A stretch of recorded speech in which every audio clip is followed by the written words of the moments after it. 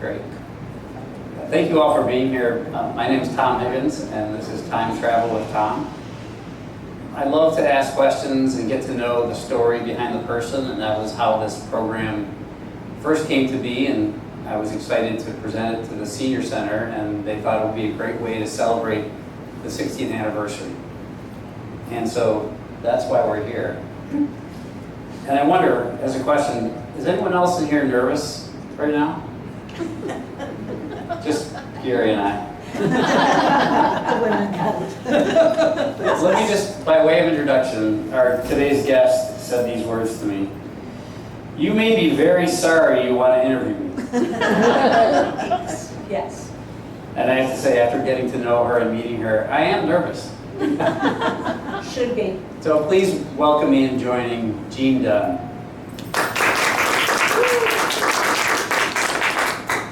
Thank you, thank you, thank you. Hello, Jean. I was going to start chronological, but you are the queen of the mystery trip, and you just I certainly am. You just came off of your most recent one, so why don't you tell us a little bit about that? Okay, we mystery trip went to Battle Creek. We went through the Dr. Kellogg's Research or Wellness Society, whatever you want to. He was the Seventh-day Adventist, and he was the beginner of having physical fitness and healthy well-being and eating good foods and fresh stuff. And he developed equipment. It was a hands-on, and all our recycled teenagers enjoyed participating in touching. What are these called? I'm sorry? These people on the trip, what are they called? Recycled teenagers. Okay. Of course. And there was a vibrating chair. There was a set of pedals that you could do that. There was a horse that, a gymnastics horse, if you want to call it that. And the thing that I thought was most interesting, they had a tube with lights in it that I think was the forerunner of the modern day MRI. And he did this in conjunction with his brother because Dr. Kellogg was sued by a lady for having, he was doing fresh food and stuff, and she broke her dentures on his corn because it wasn't ground into it. So he and his brother worked together to make the cornflakes. So, and from there we went to the Little River Railroad down in Coldwater. Went from Coldwater to Quincy, from Quincy back to Coldwater. And that was our day. And tell me the origin of the mystery trip. Was it something that's been going on for a long time? I've been doing it probably well over 10 years, but before that, Mary Ann Myers had done it, and the object is to get people to give us some money and not to And not to what? For her not to tell them where they're going to go. Yeah, there's always clues. Sometimes they don't make sense, but they do it. So how does that work? When do they find out where they're going? When they're on the bus and when they stop at the first stop. In fact, the last time when we went a couple weeks ago, the first stop would happen to be the rest area before we went into Battle Creek, so they thought that was exciting too. And how do these ideas come to you, like the sanatorium that you went to? Well, sometimes people give me some ideas. They will say something. In fact, 2 years ago or 3 years ago, we went to the Kellogg Manor House also, and it was in Gull Lake. And my son had told me about that. Other times I read an advertising. In fact, I've seen an ad that I want to pursue for next year's mystery trip. So then you have to get it. You have to put pieces together. You just, we went to the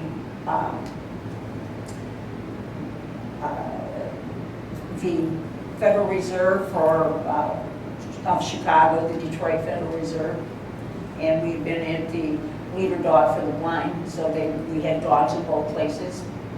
When we did something like that. So that was, and they gave us $420 when we left the bank. What does that mean? They gave you money?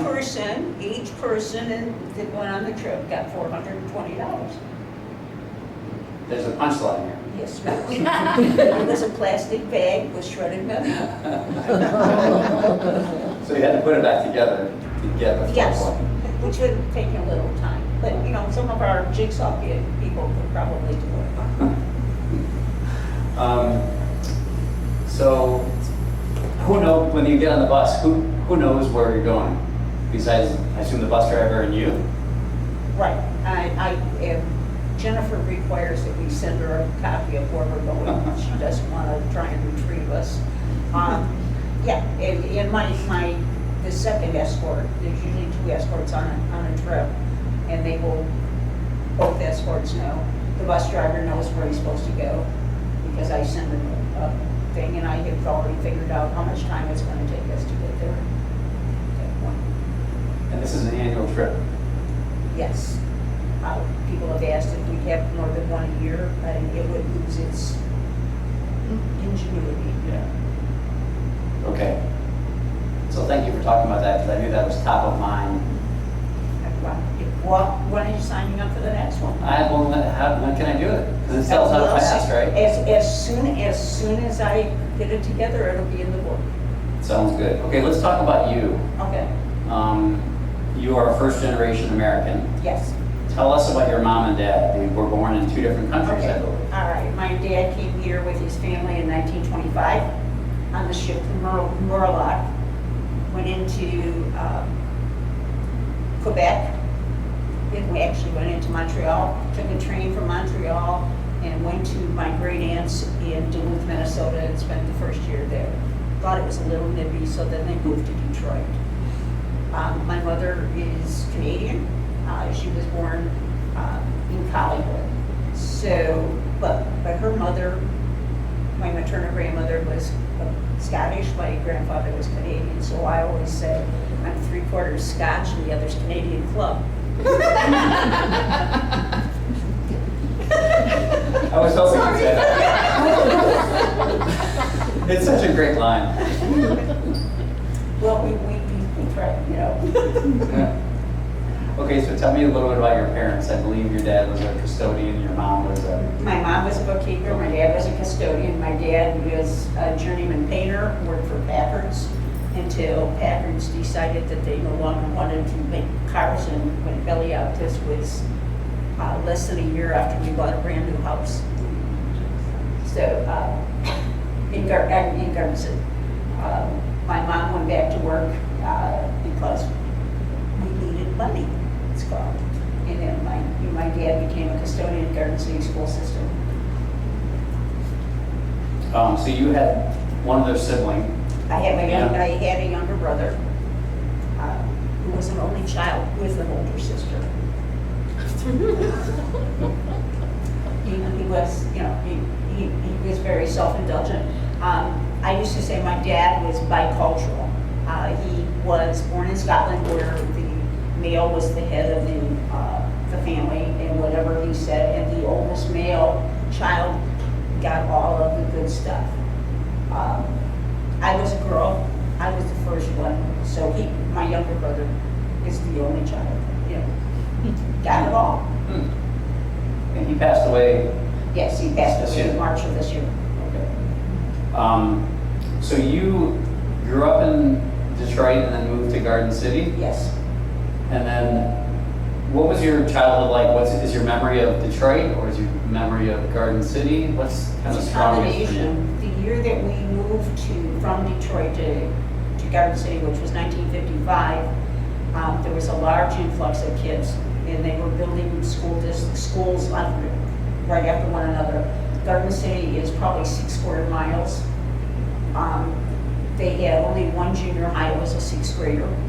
I went to school from 12 noon till 5 in the afternoon. Other kids went from 7 till noon because they had two different sets of teachers, two different, you know, things. And I got to stay up and see the late night show because that was my evening, where, you know, doing the other stuff. But so when I was in Detroit, when I was a kid, which I would never let my children do, we lived at Illinois and Grand River, which are main entries.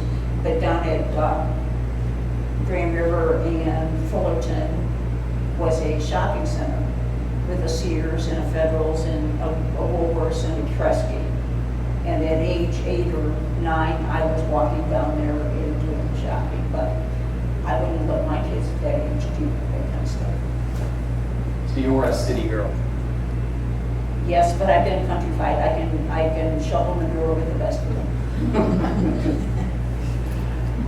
Is it possible that you were once a wallflower? Like Yes, I was. It's possible. It is. Is there proof of this yes. somehow? I have report cards that said that I was quiet. The teacher used to write on the report card, "Oh, Jean is such a quiet girl." Not anymore. We're all ready to become worse every time. The worst. You have a very half full mentality. I think you have a very positive outlook on the world. Is that? I would say most of the time. Where does that come from? Have you always been like that? Just how you were? You have a choice. Everything is in life is a choices. You can choose to make the glass half empty, or you can choose to make the glass full. I choose to do the full. It's harder than you say, but It is. Does it mean that I don't have days when I'm swamping on the floor? No. you're human. Well, I mean, I resent that I told my husband that we were going to grow old together. He must not have wanted to do that because he up and left. You have a way with humor. Okay, let's stay in Garden City. So you became a boxer in Garden City. I became a what? I'm sorry. A Hyman Vogel boxer. Oh, yes, we were, Yeah. yes, I did my I research on remember you. that. The junior high that was finished in my 6th grade year. In my 6th grade year, I was in 1, 2, 3, 4 actual buildings. I was only in 2 different school districts, but I was in 4 buildings in that. And the last one was the Vogel Junior High. And if some of you know Sam and Cheryl Vogel, that school was named for Sam's dad, Dr. Hyman A. Vogel. Is that what you wanted me to tell them? Yeah. Okay. Yeah. So you're doing fine. Yeah. Tell them what you want to tell. I do want to ask about that teacher, Suzanne, in high school, who kind of influenced you. Oh, I had 2 teachers. If you were going to say the teachers that you remember when you were growing up, I had a 5th grade teacher when in the Detroit school system whose name was June Ryan, and she was doing things that they think is common now. When these are no air conditioning buildings. It was an old 2-room schoolhouse that had 1, 2, 3 portables added to it during wartime. But she knew that when that was high humidity and stuff was getting, like at this time of year when it was really ugly, kids are not going to learn. But she did creative things. The large library, oak library tables, she had us all line up around it, put one finger out, and she said, "You're going to lift the table." And we all looked at her like she was a little nuts. And she said, when I say 3, everybody lift, and the table came up off the floor. So she knew that you had to play games. We did, math bingo or baseball and stuff like that. We were still learning, but with the learning together, doing this, working together as a group and stuff. The other one was, the other teacher that I remember most is Marion Oakes, who was my business teacher in high school. And she was a real, she had been a wave in the Navy during the Second World War, still walked Navy, and she was a pain in the rump. Because she taught me more than I received in the classes I took at college first years. She fantastic lady. hindsight is always better than foresight. And is she the one that motivated you to think about going to college? No, well, no, oh, Suzanne Grimmer was my homeroom teacher in high school. And that's when they divided you for homeroom by your last name, you know, so I was an R, so that we did that. And Suzanne came from Ball State Teachers College in Muncie, Indiana. And we used to say it was called Ball State because, you know, southern Indiana always, it's not push and push, it's push and push. But when I went to Ball State, I was the one with the accent. So that's why, yeah.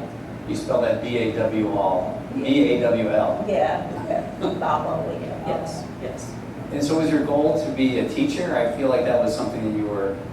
Well, we lived in an income bungalow when we lived in Detroit, and the lady upstairs used to say that I was going to be a teacher.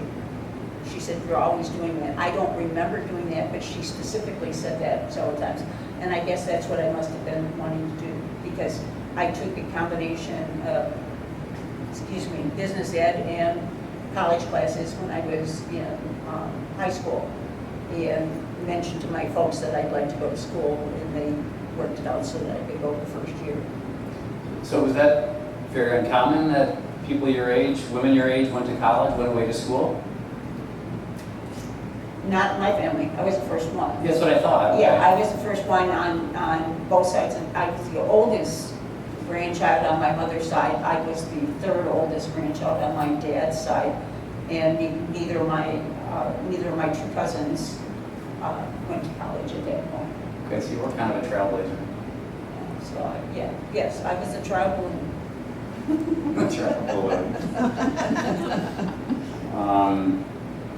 And you said something to me about that you wanted to escape, like you wanted to get away to college, so leave. Oh, that was my reason for going to Ball State. I wanted to, you know, I figured it was a way of growing up. You know, otherwise I would have been in a business, you know, get a job and do that. Although after a year, Ball State invited me not to come back. That's my next part. I got my act together. So my question is, after your first year at Ball State, they gave you a special invitation. Yes. Will you share it with us? Yes, they invited me not to come back till I got my everything, which I did. I never went back to Ball State. Not that the education wasn't bad, but I ended up doing. Worked and went back to school. I went to community college. I went to School Prep Community College. Got an associate's degree. Transferred to Eastern, where I got a bachelor and a master's degree. And so you also worked at a couple of different places. Oh yeah. The first place I worked was an envelope manufacturer. My mom had been worked for this company prior to getting married, and that was a time when women got married, you stopped working, you stayed at home. So, as I said, my mom went back to work when Packers did that, and Mom went back there, and she had gotten several of my friends' jobs there also, and since Ball State had invited me not to come back, I needed a job. So I became the switchboard operator and billing clerk. And the switchboard was the old-fashioned one with the cords. And you put one in, and then you put the other one with the other place. And that was fine until if you had some moisture on your hands and you grabbed the wrong thing, you went, yeah. You like a shot? Yeah, oh yeah. You learn not to do that. So, yeah, so from there, at that point I was making $42 a week. I asked for a raise because I had been there a couple of years and the boss said no. So I looked for another job and I was closer to home and I made $75 a week. And when I was at the envelope company, which was where I was the billing clerk, I bought a car, brand new, 1965 Plymouth Valiant, white on the outside, blue on the inside, and took a 3-year loan on it. okay? Went to this new job where I was making $75 a month and paid the car off in 10 months. I remember jumping ahead. You've been financially saver. You told me that you guys put 60% down on your house when you bought it. Like, Yeah. this is something that you grew up with? Yeah, my folks and Paul's folks both taught us the value of the buck. So we were savers, and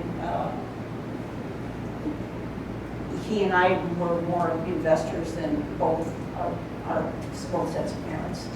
I bought a house when I was single. Is that what you were asking me? Well, I was getting to that. Yeah. But the 60% down, I thought was when you guys bought your house here. Yes. Yeah. Yeah. You also told me a funny story about the Christmas present at the Wolverine. Oh. I don't know what you can Okay. say, or how you Okay. can say it, but All it's right. funny. It made me laugh. Tom wants me to tell you this story. This was at your second job that you went. Yes, I work for an automotive gasket manufacturer and materials. And we had this gentleman who was the head of research and development, and he was always telling us, stuff, doing things. And the company that I worked for paid for the male employees that were going to stay in business for their education. I was working on my education also, but I was going into education, so they wouldn't pay anything. So it came to my time for my student teaching, and I was going to have to quit my job. They unfortunately liked me well enough that they offered me, my boss said, I will give you a job that you are to do X number of things. You can come in the evenings, on the weekends, and on your breaks, from school, whenever that is, which I was greatly appreciative because they were going to help me pay for my education.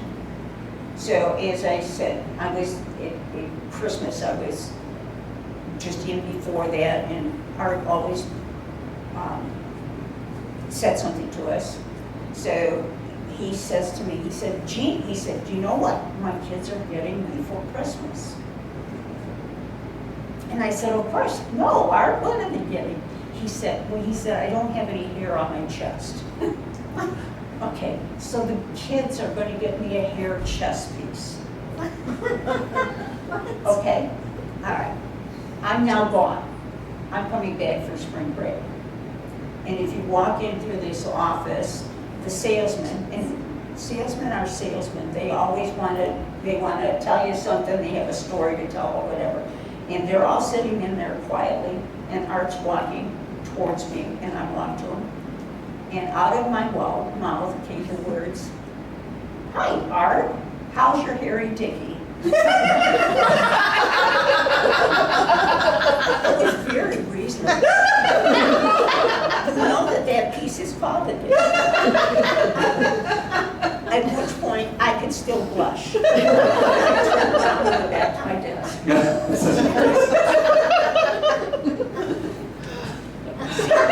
was a great story. It was innocent, too. It was good. It was, it was true. Everything I said was correct, except that I have never heard salesmen be so quiet. Okay, let's move into your romantic life, meeting Paul. Oh, you want to know how I met Paul? Well, yes, because I don't think you met him first. I'm sorry. Well, yeah, tell a story, Okay. please. Okay. I taught in Plymouth School District. I did my student teaching in Plymouth, and then I became part of my tenure coaches were my former critics for teaching, and I became a member of their team. And Arlene would take me around, and I hit her home. I was single, I met all the relatives. I met her mom, I met her uncle and aunt. I met my future in-laws, when I didn't know they were my future in-laws. And so fast forward, I was going to babysit for her child, and Arlene lived on a farm, and her mother with her mom, and her mom was going to go someplace. So I was to come out and watch her son, which I did. But on that particular day, it had been black ice on the road and stuff, and I said, "Oh, Mrs. Dunn, I don't know if you really want to go, because it's really icy," because I was driving from Westland to Ann Arbor for doing this. So Mrs. Dunn said, "Oh," she said, "Gene, we're not going to go then." So she called up her friend and said, "We're not going to go." So we're chit-chatting, I'm waiting for the ice to dry, to dry up and go. And she said, she said, "You've got to meet my grandson." I said, "I know your grandson." I said, "Joe substitutes for me when I'm working, in teaching." No, my other grandson. So she gets on the phone and she said, "Jerome, that's Paul's dad." And she said, "Put Paul on the phone." This was in April of '73. For Paul. But anyway, so she takes it, and so Paul got on, and we had a blind date or whatever you want, and we dated from April to the middle of June. I was gone from middle of June to the end of July, and he came in on the 3rd of August. And I called up my folks and I said, "Are you home? Do you want?" And they said, "My aunt and uncle were over," and we went over there. And so we went over, and I introduced them to Paul, because they didn't know that I was dating anybody. Because there's a family tradition in my family that the women don't get married till they're 29. My mother was 29, my grandmother was 29. I was 29, working towards 30. And so the next morning, I called my folks and I said, "How would you like him for a son-in-law?" And we were married in December of '73. What a great story. And we had almost 42 years, but I said, like I said, he bailed out on me. So Paul worked for MDOT Yes. for a long time. He replaced Yeah, signs. he's the guy that put the stripes on the road, or hung how those big signs, the metal signs in the walkways across the road? My husband used to hang from those. He used to hang from them? Well, he was putting stuff on and sort of hang. So you guys each had your own homes. You were both Yeah. independent people. Paul had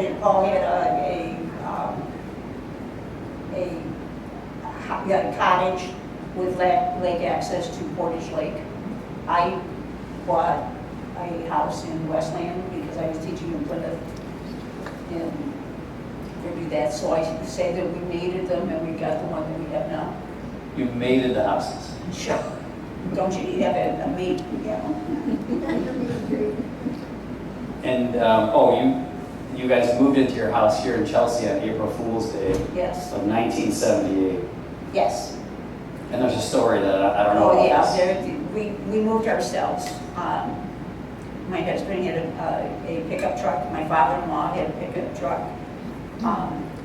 We have a 600-foot driveway, which hadn't been used very well. A little muddy at the bottom. We had to get past it, zip across. So my husband said to his dad, he said, do not stop. Do not stop at the bottom of the driveway. Do not hesitate. He had the refrigerator and the freezer on his truck. Needless to say, my father didn't follow his son's directions. So that meant that Paul had to go up and hope that he wouldn't get stuck in our field to get ahead of him, to get the chain on, to pull him straight up. So, yes. I was following in the car. So jumping ahead, you guys have 3 children, 3 Yes, boys. we have 3 sons. Who I know their nickname by now, but you should maybe introduce that to us. Well, as Tina knows, the oldest one is Doug, and he's Dunn, is his nickname. It's UNDUNN. D-U-N-N. Yeah. Yes, Dunn. And then there is Well Done, who is Stuart, And then there is all done Andrew. Could you explain undone and well done? I'm done, first child, experimental model, which he doesn't like being called. My daughter-in-law says, would you quit calling him the experimental model? But he is, the first kid. We don't know what they're like, but they are the experimental. So he was undone, well done, you know, we've had practice, we know what we're doing here.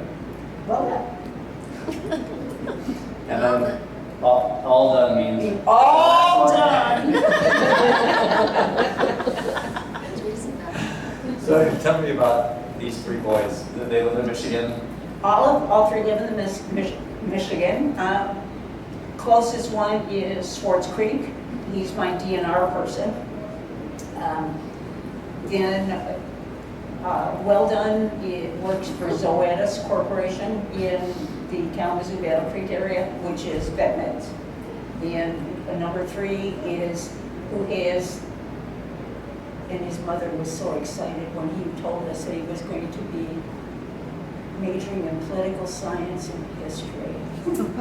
And I said, and what kind of a job are you going to get? But he ended up, he had a job, he worked for Aramark Corporation at one point, which is food services, because he was the student manager for the food services on campus. Now he works on the line and he loves it. He works on in a smaller company. But he has a bachelor's degree in political science and social studies. So if you've got any jobs opening, you know, that makes more money. So family is very important to you, and you told me about the family vacations. Well, what I remember is that you said you guys all go on vacation together. Like you spend, like the in-laws and everybody. Oh, yeah, I have a set of outlaws. That you spend time with. Yes, my oldest son's family, his in-laws, are just fantastic people. We have traveled to Ireland, Australia, New Zealand, Maine, Alaska. It started in 2003 in Alaska. There was a family vacation. I wanted to do a family vacation, and I wanted to do small ship, and so we did Alaska in 2003, and there was 12 of us, and we were known. This ship was designed for 87 people, and there were 74 people on it, and we were known as the family. What's the family going to do for the excursion? Because they all wanted. So we went to Aruba. What a surprise. Not me, honey. I did. I have never seen. Maybe it's this. Was it me? I doubt it. Oh, I can try again. The Alaska uses a lot of spruce tips and a lot of different things. They made spruce tip beer. And I have never, usually when you go to a winery, you get, about this much. Their tastings were huge. So that was fun, huh? For some. I would have much rather done something else, but that, I was being a party participant.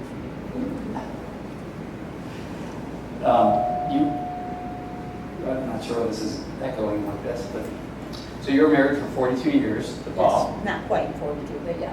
And in 2010, he got sick and fought it for 4.5 years. And in 2015, he passed away. That's correct. And you said something about where he is today or something. I tell people, if you want to get people's attention, you tell them your husband is buried in the front yard. And he is, but he happens to be cremated, so he's doing that. And a while ago, I tripped over a root. And Paul wanted to be buried under a black walnut. They're my favorite trees, can you tell? And it was, do you know what it is to try and dig a hole for a black walnut and a maple tree and a box elder and a blue spruce? So when we went to bury him, my son said that they were coming down. I once said, oh, we'll just come a half hour early and do it. And this was Doug, and I called him and I said, you need to come on Monday because we were going to do this on Tuesday. And it only took him 3 hours to get through the root system. So it was interesting, you know. But the good part about that, when we were burying Paul, we had the whole dug, and we were supposed to take the ashes out of the bag. Okay, and his ashes came in a nice clear bag with a large plastic ring around it. So I said to Doug, okay, pull it off. Just pull it off. Didn't happen. So I said, I was still talking to Doug, and I said, do what your father would do. And at that point, all 3 sons reached in and got their pocket knife out, because that's what he would have done. That's great. That's good. You didn't say the other thing about your husband, what, When I, if he could, if you know, people ask me what he would say, and I said, if he could just pull himself together, he'd tell us. He doesn't, you know. That's what you are. Stuck with me. Okay, so you were a teacher. You talked about your education, or the teaching that you did, the shared teaching, but Cassidy Lake was a place that you spent a lot of time.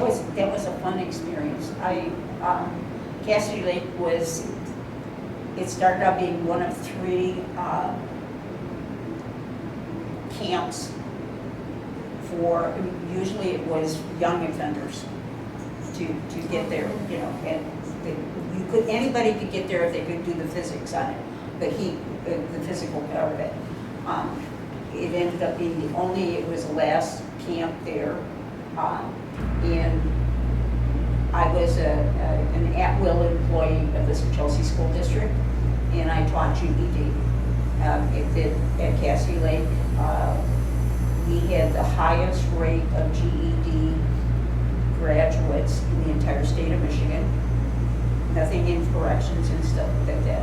And there was a program where the guys were there, and we did have some women, but they were sometimes called pickles because they wore green uniforms rather than the blue with the orange stripe. And so they were there 90 days, I'm sorry. But if you figure every 90 days, there's every weekends, and there are usually a holiday of some sort that go off. And if you figure that these guys come in, they don't have some of them are special ed, not all of them, but they get their GED. And they had always been told that a GED was like a good enough diploma, and it's much better than, for some people, it's much better than a high school diploma because it's purely academic, where, you know, you can go to high school and get a pass class in underwater basket weaving, or knit and stitch, or whatever you want to call it, and you maybe get an A in that, but you may not be doing well in an English class. And so when you average it out, so we purely academic. You told me a story about this guy with a chip on his shoulder. Oh, yeah. I used to tell the guys when they came in, because we had a constant rotation of people. Once a week we had people coming in, people graduating, doing all of those things. This kid came in and just glared at me. If I could have been dead by looks, I would have been out on the floor. And he had the Rock of Gibraltar. And I used to say, those people that want to learn, sit in the front of the room. Those of you don't, go someplace else. You know, sit in the back. And he just looked at me and just glared. And he was gifted. I mean, he was able to do this stuff. So I would torment him to see if I could get him to react so I could kick him out of class. It was a great place to be because you could say things to these students that you would not say in a public classroom. I could not swear at them, and I did not swear at them. but you could not, doing some of those things. And with this guy, we went through, and I was the one that made up the list for when they were going to test and what they were going to test on. And I put him in, and first of all, when I would read the list, John's going to do this and this and this, and I went through, and he said, I'm not ready. And I said, you're testing. And if he chose not to show up, he would have been a corrections problem at that point. But he did, and he was very successful at passing it. And I saw a little chip come away from the rock. And we did this, for the other 4 tests. And he got his GED. And he came up and we could not give them anything for graduating, for getting the GED. We could, say. And he came up to me when he was going to graduate. He said, permission to speak. Thank you, ma'am, for getting me my GED. I said, I didn't get you your GED. You got your GED. I presented it to you. So, and it was pleasing to see where they were successful. Now, there are some that were not so successful. I had one that I told him when he was graduating that he would be incarcerated within 30 days. I was wrong. That I could be wrong. But anyway, he was going to Detroit, in Detroit required that they do another 30 days of aftercare. And this is day 44. Okay. He's done 30 days and now we're at day 44, and I had him run to see, and there was a warrant. So there are, there was some down to it. Was that environment scary at all? Because you were in a prison, or was it not really, did not feel like that? Our officers did not carry guns. It was run like a military boot camp. They knew that if they screwed up, there would be a problem. I had a problem one time in my classroom. I had a Native American kid who would have been probably 6 foot, and I had this smart alecky, and I could be more descriptive than that, little white kid who was on the small side, who was the instigator, but he was going to get the tall kid who was standing do that. And so the command is sit, trainee, and they're supposed to drop. Didn't happen. Tried it again, sit, trainee, and it didn't happen. So I went out in the hall, and I yelled, I need an officer now, and that's all you had to do. And I had this 4'11", no, she must have been 5 foot, female officer, and she said to him, sit, and he went. So I didn't have enough percent, but it was a good place. I enjoyed being there. I said to the guys that I'm probably a bigot or a racist, and I had populations that were both black, white, Hispanic, and they said, oh no, ma'am, you treat us all the same. That's so nice. I mean, it was a good experience. It was a good program. Unfortunately, the state figure it was an expensive program because number of personnel to the number of incarcerated guys. It sounds like you changed some lives there and got them their education. Many of the guys were special ed, and they didn't know what special ed. And my illustration was you draw a line on the board. Special ed means that you have strengths way above the board, or above the line, and then you have some that are where big, and you just modify them, and if you have a learning disability, it's always going to be there for the rest of your life. You learn to compensate. So I had a good time. Whether they had a good time, not always. Yeah, sure. So we started at the senior center with a mystery trip, and I want to come back to the senior center. So if I remember, Paul was a coin collector, and he got involved here first, and then Well, it actually was about the same time. He wanted me to retire. Paul was able to to retire at 58.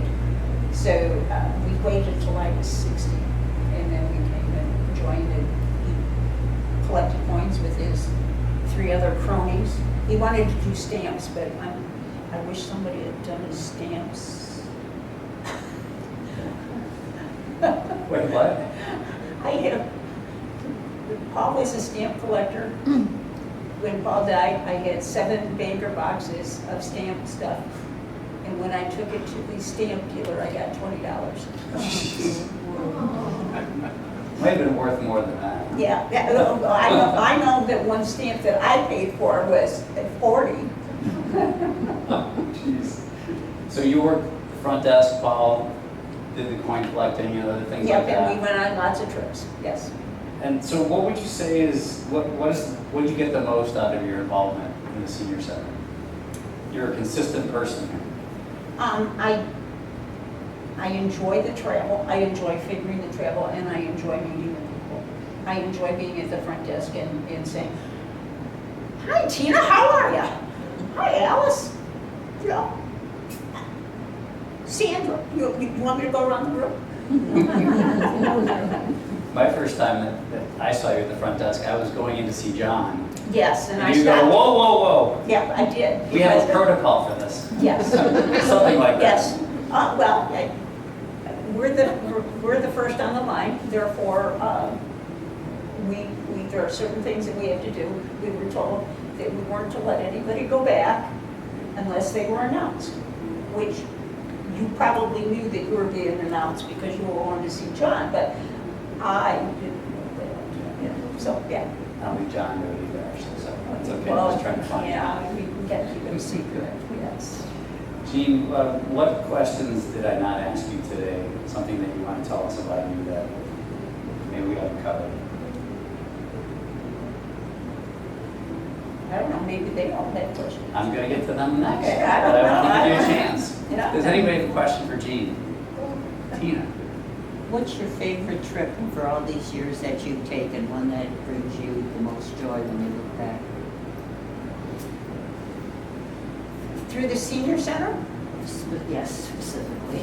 Okay, because I would have said it was Alaska before, which was before.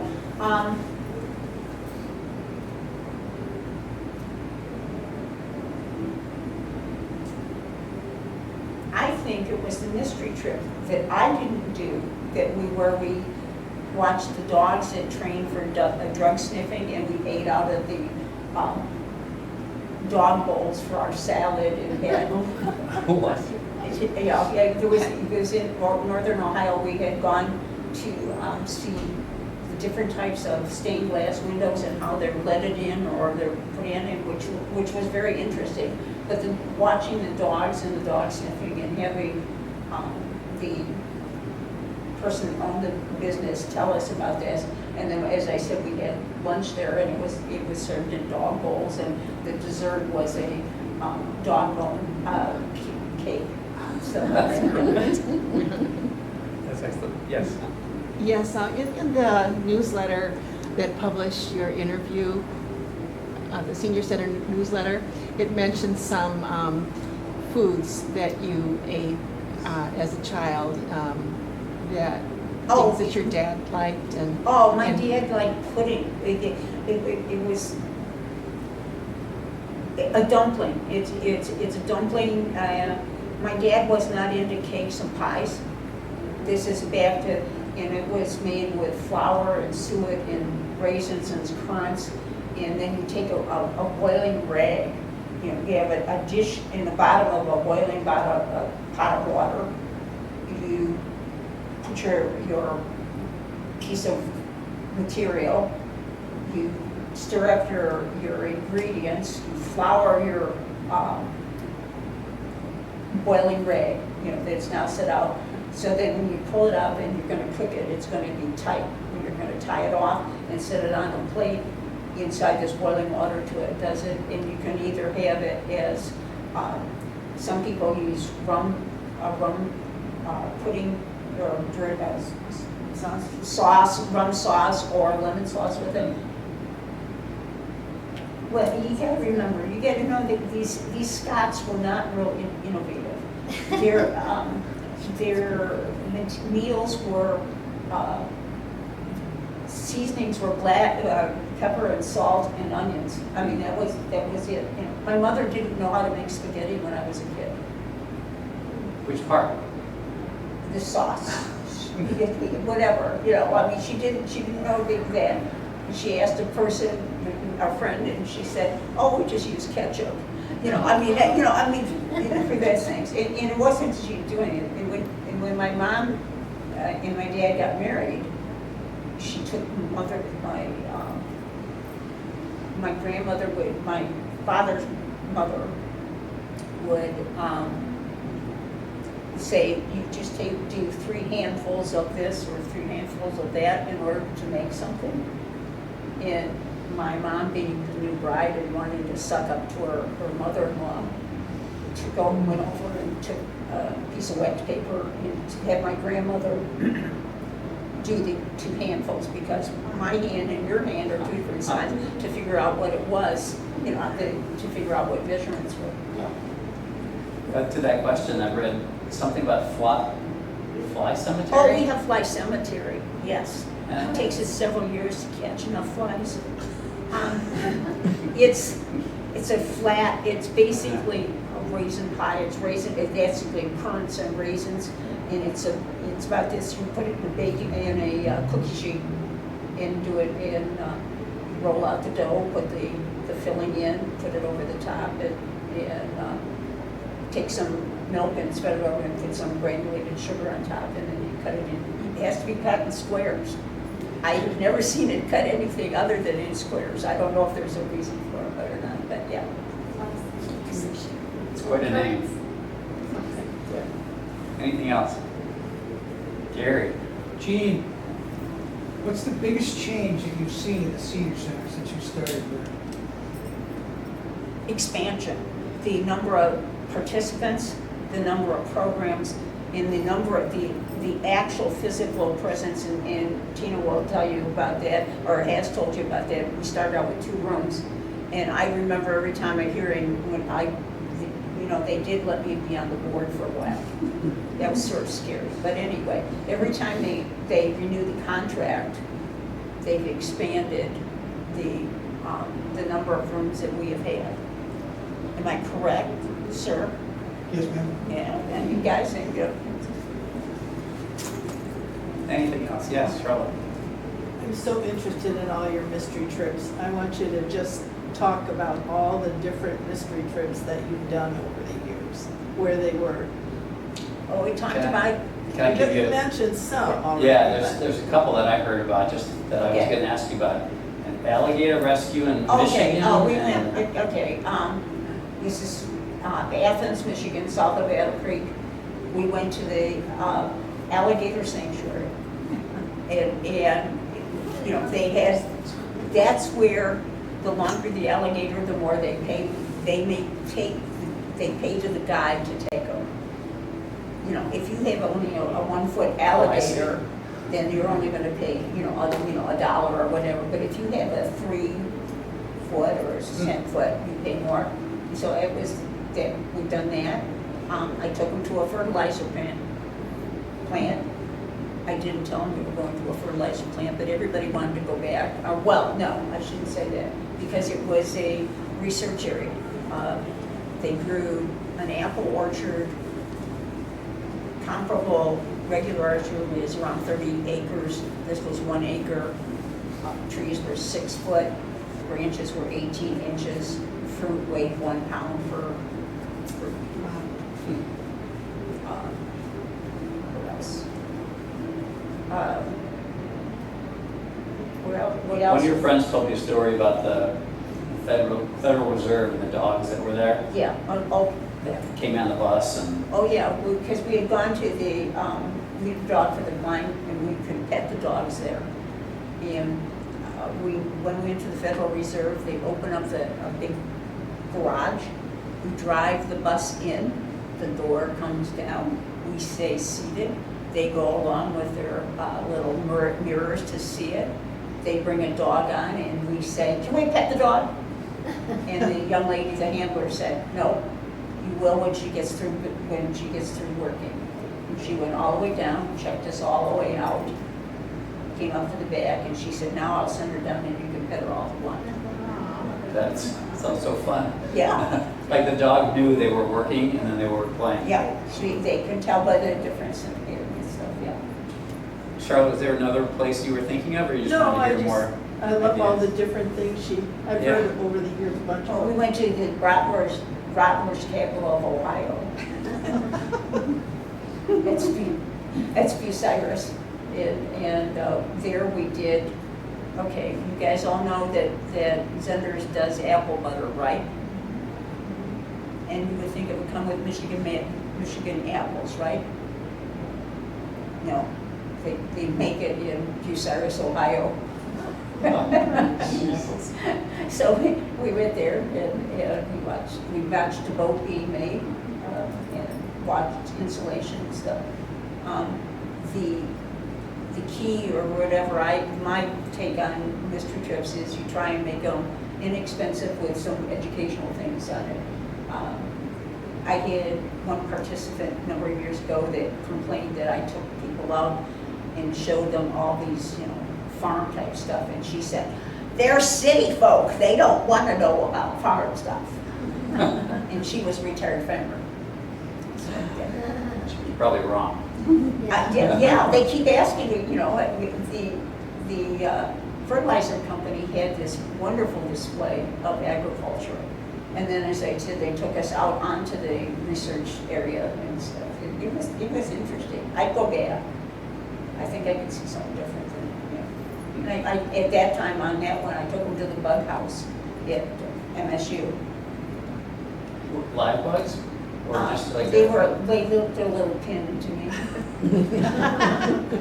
But I shouldn't say that quite, that's not quite true, because they did have a working beehive. They were alive. It's interesting. It was, and they came in and they told us about the different bugs and stuff like that, so, okay. But whenever you go to Michigan State, you have to go to the ice cream store. That we just sort of drive it, we actually block the traffic on the road. Because there's 40 to 50 of us getting off the thing. But I do call them and tell them in advance that there's going to be X number of people coming. That's a great idea. Anything else, Gene? No? Anyone else? One more, Jim. Can I tell one quick story about Jean? You Oh. probably have not heard this. Jean might not remember it, but it was one of her fundraising ideas some years ago. I had come in from working in the intergenerational garden, and she said, you know what? We need to have a naked gardener calendar. Because I bet we could raise a lot of money with it. And I said, Jean, I'm with you 100%. If you're Miss January, I will do it. And the idea died right there. That's so easy to believe that. I don't remember that one, but there's, when you get to be old like me, then you don't always remember things. Gene, there's nothing to be nervous about today. It was really fun to talk to you, and it's been a pleasure getting to know you. So thank you. Oh, when I went for the pre-interview, I thought it was going to be 15 minutes. 2 hours later. Well, I thought it was going to be 15 minutes too. Not me. It was you. I told Mandy, I'll be right back. And then your stories flowed. I will tell you that this place, the senior center, is a great place to be.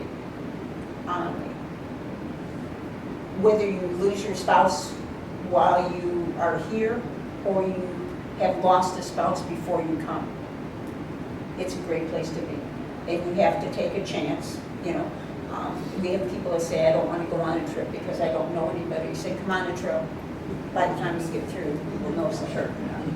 So, it is a good place to be. Well, it's people like you that make it great.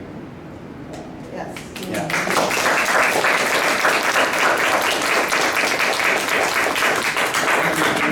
Thank you all for coming. Anything else you want to say? 'Cause you look like you're No, ready to thank keep you all for talking. putting up with me. I appreciate that. Jean, for those people who didn't have the pleasure of knowing Paul, I think it needs to be said that she and Paul had a true partnership. And as exuberant as Jean is, Paul was equally quiet, equally dear, equally sweet. And when they came in together, it was a beautiful thing to see. And you know I loved Paul. Yeah, well, I used to get on the trips, you know, this is before we had to have two escorts on the trip. And Paul was always my second escort. And I would introduce myself on the trip and I would say, I'm Jean Dunn. And sitting next to me is Silent Sam. So, yeah. I like the nicknames. So, we're those guys. I'm well. One more final note is that we have interviews August, September, October already booked. So if you're interested or you know someone that would like to be interviewed after that, talk to John, talk to me.